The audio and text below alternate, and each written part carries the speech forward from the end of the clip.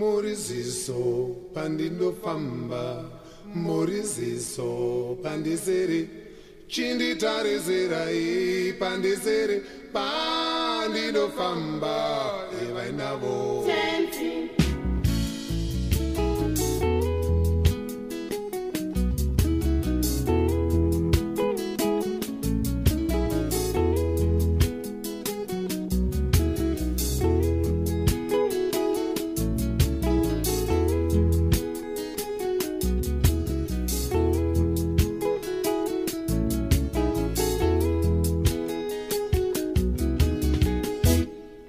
Moriziso pandindofamba, moriziso pandizere, chinditarezerai pandizere, pandindofamba, evainavo.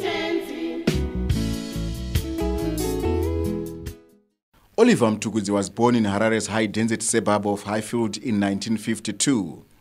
He grew up in Highfield, meeting with other peers with high interest in the music field. This interaction molded the young Mtukudzi into a music career which would take him to greater heights. Mtukudzi munhu wandakakura naye. Takatanga music nguva imwe chete.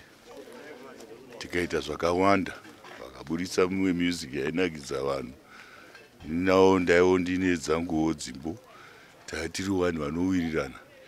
Takasangana kwasekuru Shogugudza kwatakatanga kuzivana ikoko. Sekuru ndo vakamuona. Zvanzi ndaona mumwe mukomana anoridza gitari. Anonzi Oliver Mtukudzi. Saka achauya pano achipractice neband. Ndobva auya. Ava negitari rake. Tikamumhoresa pai. Takupractice ndobva akuridza dzimbo dzake dzaimba nechirungu. Green for go, red for stop. It's good, there's laughter everywhere, and the sound of freedom music in the air. Well, on the avenue, Samora Machel. Avenue, Samora Machel. On the avenue, Samora Machel. Nguva dzacho idzodzo ini ndo dzandanga ndatanga kuita cultural music yedu yemuno. Ndikamuti shamwari unoimba zvikuru asi wadi kuimba nerurimi rwamai ndokuti vanhu vanyatsokunzwa. Saka haana kuita naro, akateerera. Unoti baba vakandiramba ndichiri mudumbu, kutadzirana kwenyu vabereki. Koini mwana ndinoziveiko zviri muropa wemandirase. Zviri muropa rangu kuti baba vangu vapenyu chete. Kuturuteedza wema wababa. Akapractice taipractice tese tikamboenda nekunana Kadoma tichiridza tese. Akazodzoka. Inini ndanda kwamushandira pamwe. Ndapiwa contract na vaSolomon mushandira pamwe. Ndichiridza nePipers. Iye akasara achiita achipractice neiye yainzi Wagon Wheels. Ndio vafana vemuMbari. Vakapractice ndopa akaburitsa rumbo rwake ronzi Dzandimomotera.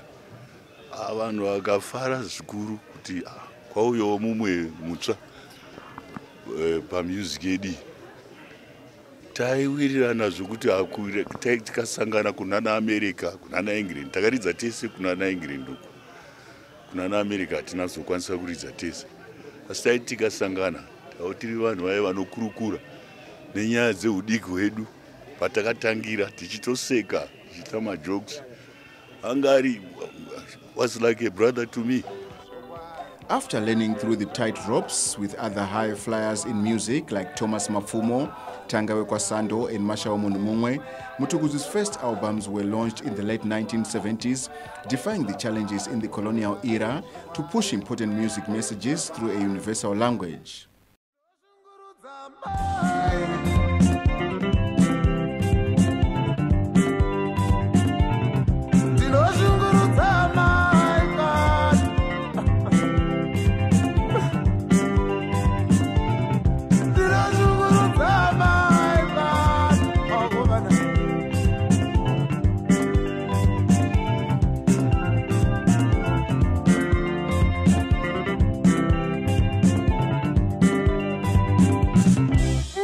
vanakomana vegororo mai vanopfudza mukombe neshungo mwanasikana wavekuroya shungu dzamai nanasi huro tinoshungurudza mai tinoshungurudza tinoshungurudza tinoshungurudza mai tinoshungurudza tinoshungurudza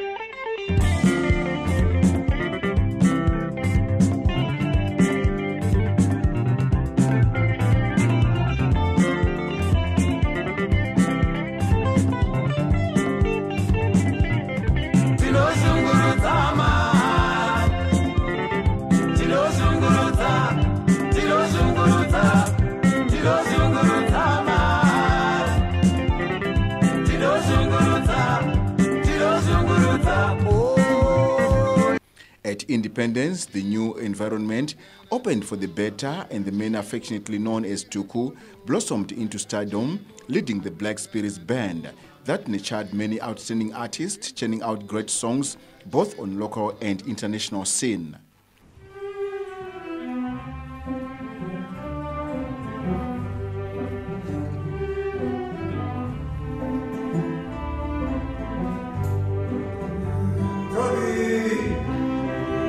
What shall we do since Jack?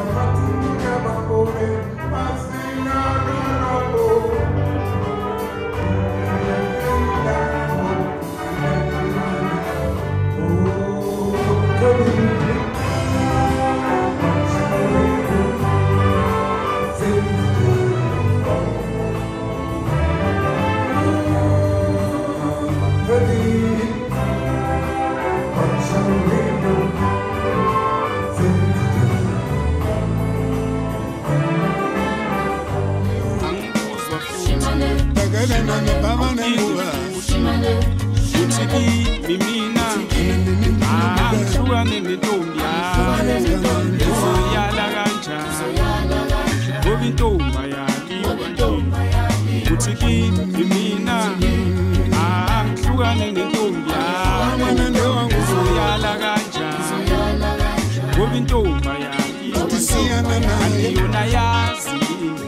Siyana naye uthi intombi yakho Siyana ngabe naye ngizwe ngayo ngabe ngizwe ngayo andikwanise kumutaurira kuti mwanasikana handichakude nokuti mwana ndewangu takadana napava nenguva usuka lena lapho usuka khona somtshela le ntomtshela yona angikuzwa futhi awuphinde futhi uthi mina ngati siyana naye siyana naye mwana takadana napava nenguva ndewangu mwanasikana ndati siyana naye ambate you don't touch it. Mutukudzi, the musician par excellence, grew into a superstar through international performances, strategic collaboration and philanthropic help to mentor young and upcoming music stars in Zimbabwe. What I can say is a lifetime experience, unforgettable. For me, Nini is an artist. Newangu anapapa kare pa accent. It's a gap. Rasara rakakura rekti. If you, no one can cover that gap because he was like a father to us. He was like a father to me. So for us, it's difficult. Like, what I can say is it's difficult. Of course, mentorship yavo vainyanya kuemphasize originality. Originality, he wanted me to be original. The first time I ndakatanga kuwaziva was in 2010. I was still a young boy. Everything that I know right now, it's because of him. Ndodza guitar, ndakudza mbira, ndodza keyboard. I learned it from him. It was an amazing experience because I've been with him since 2011. So he has nurtured my talent and it's makandibatsira zvinhu zvakawanda, how to sing, usingaite ruzha, you know, even playing my instruments. He encouraged me to play hosho, which I'm now good at, and the tambourine. Also vakandibatsira zvinhu zvakawanda, even besides music. My life lessons chaiyo. The experience was just amazing because we have traveled all over the world because of this man. He changed our lives.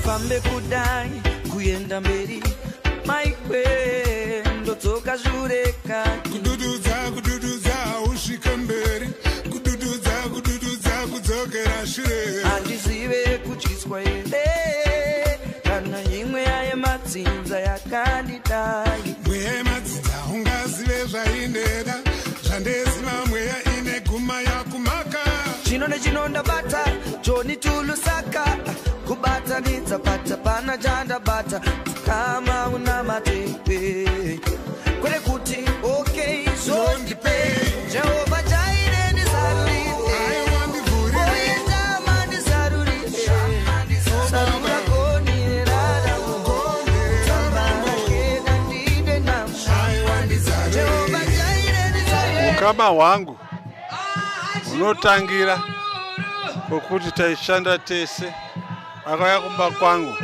akakumbira kuti ndikudzidzisewo kuti mashow anobhukwa sei iye nekuti angasati ane zvinhu vatanga kushanda pamwe chete pokuti tendai akaroora mwana wamutukudzi handizvo akaroora hungu asi ndika ndiri pano mutukudzi hasitezvara wangu ndisawira wangu nekuti aishanda pamwe chete gepu yasiyiwa muindasi yakakura ndinotenda kuti semunhu ane rudo aikwanisa kudzidzisa vana vadiki nevanoda kudzidzawo ndinofunga kuti zvichasara zvichisimuka asi hazvikwanise kusvika panga paine mutukudzi nokuti mutukudzi ranga risiri gamba remuzimbabwe ranga riri gamba remuafrica. Hello my baby, hello my lady, hello my lady. Hello, my lady. Hello, my lady. Hello, my hello, hello, my baby.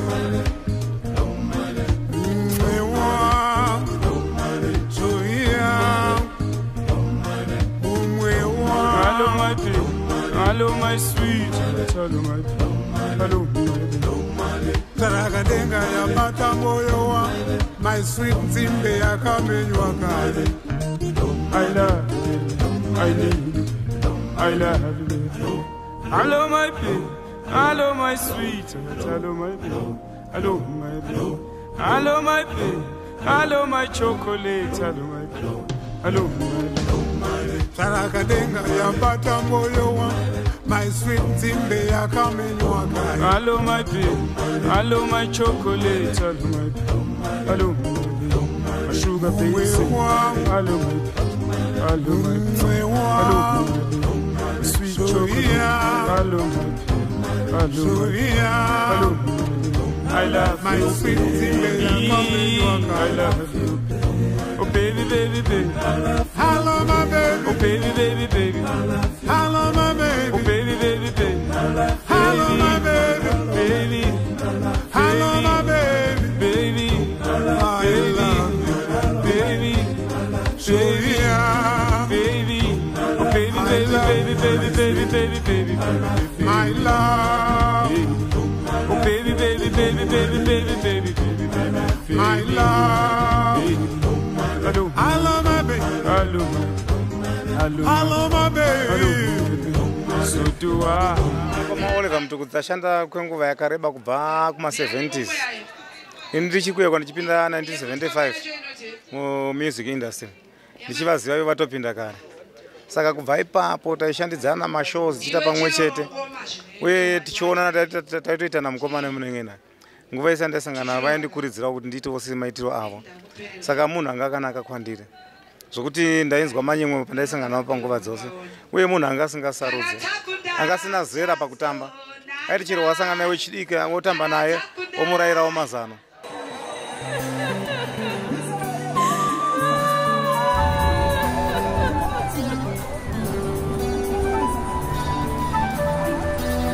Ndanzo merekurira esi yapanya watakunofushira diani watungamira diani wafunga natichenesera nzira hazvitedzembe nyama zvinotedzemba pakati pehana chokuita hapana vava kungomirira mhere yamangwana munotipfudzire nepanorwadza moyo munotipfudzire kune nzira iyo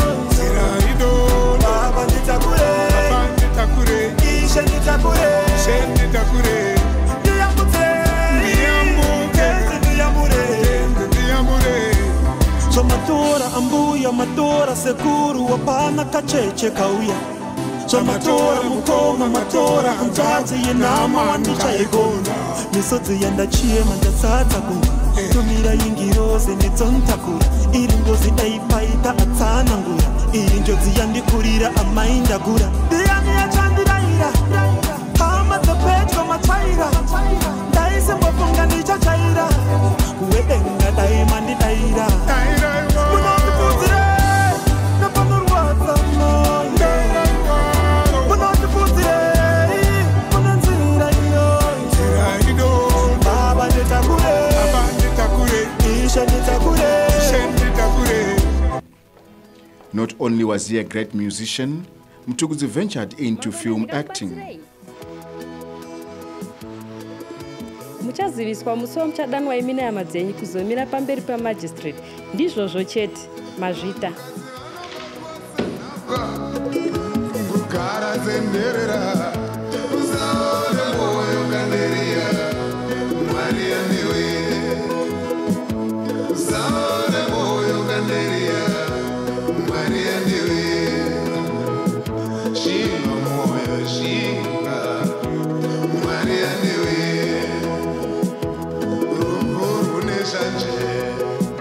kutora vanonanana usaore moyo hanzvadzi Maria newe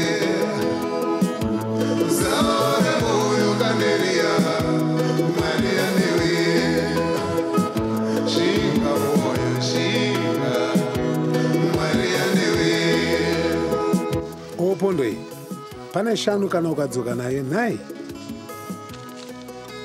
mbomira unganamire beperi padyo nechitoro naika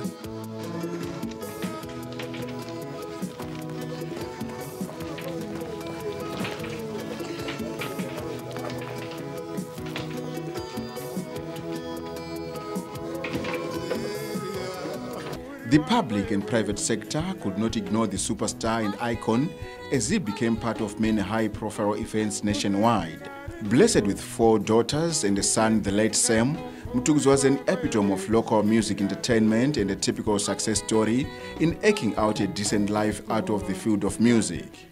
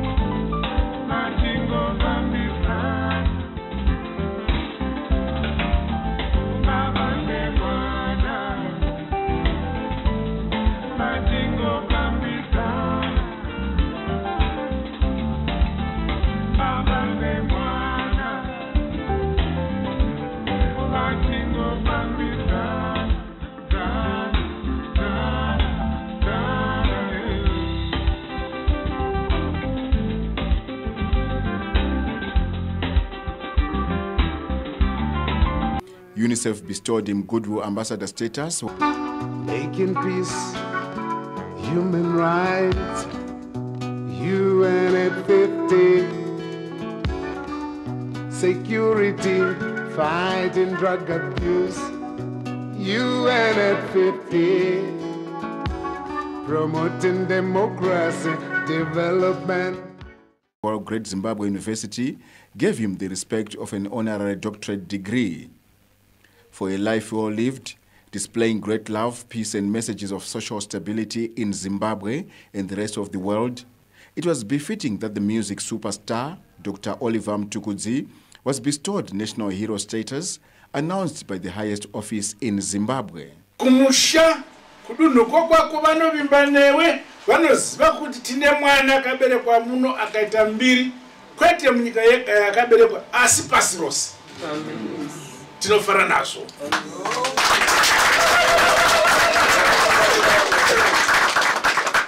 Wakaguma usisiri mwana weMashonaland Central. Waguma wava mwana weAfrica. Hakuna Afrika kwa unoenda ukaziva kuti kuna Mtukudzi. Kwatinofamba huko, where you come from? Where I come from, Africa. Is that where I'm from Zimbabwe? Is that where Mtukudzi come from? Yes, yes, yes.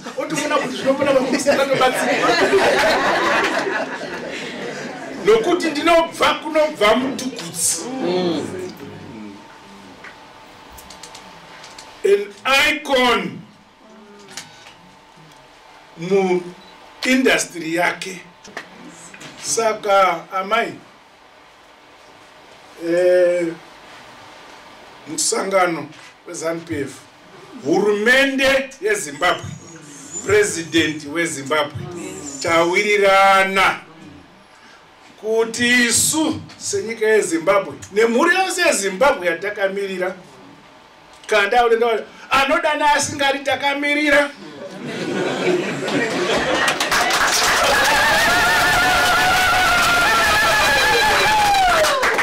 iri gamba. Yes, yes. Tawira na kuapa national hero.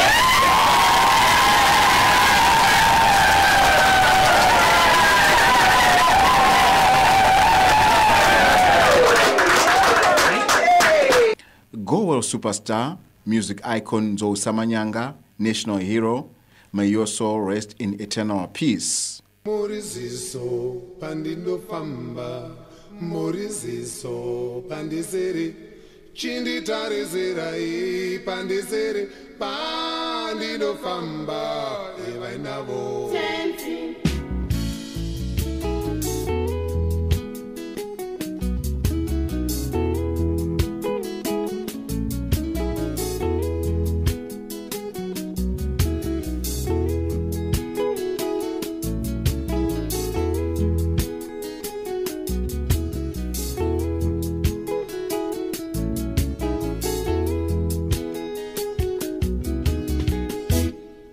Moriziso pandinofamba muri ziso pandizere chinditarizirai pandizere pandinofamba evainavo